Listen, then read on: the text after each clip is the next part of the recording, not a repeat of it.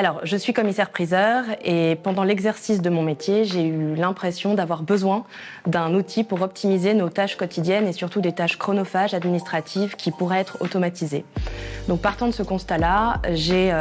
fait appel à des développeurs pour développer une application qui puisse nous servir à faire notre métier d'une manière un peu plus fluide. Voilà. J'ai fait développer cette application l'année dernière et le bootcamp est arrivé de façon providentielle puisque ça m'a permis de comprendre ce qui a été fait pour moi dans cette application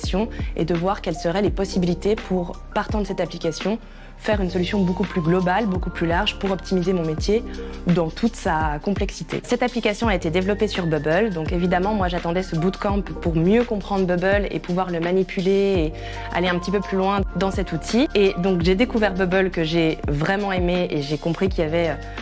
pas vraiment de limite à cet outil puisqu'on est allé très loin dans la façon de faire. Et j'ai découvert aussi Airtable qui m'a permis de comprendre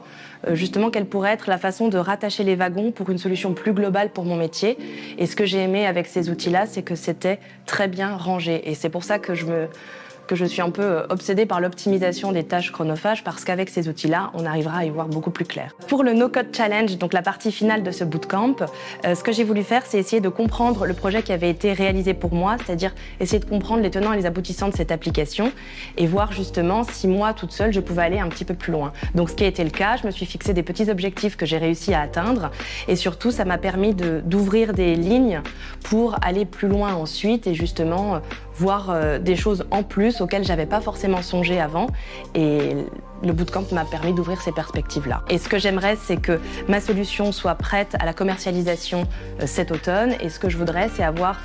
plusieurs versions de mon application pour toucher des corps de métier un petit peu plus larges que seul mon métier et je pense que c'est parfaitement possible avec ce qu'on a vu et avec toutes les clés qui nous ont été données pendant ce bootcamp. Alors ce que j'ai particulièrement aimé dans ce bootcamp, c'est la qualité des intervenants. J'ai trouvé que les interventions étaient de très haut vol et ce qui était assez rigolo, c'est qu'on n'a pas du tout vu une quelconque limite à ce qu'on a appris. C'est-à-dire qu'à chaque fois qu'on avait des questions et qu'il fallait aller un petit peu loin, on a toujours eu des réponses extraordinaires de nos intervenants qui nous ont permis de voir qu'il était possible d'aller très très loin avec le no-code. Sans forcément avoir ni d'affinité ni quoi que ce soit avec le monde de la tech ou du développement, il est possible par l'organisation très progressive de cette formation, quand on fait un autre métier, d'entrer dans le jeu et d'arriver à la fin au No Code Challenge avec vraiment une production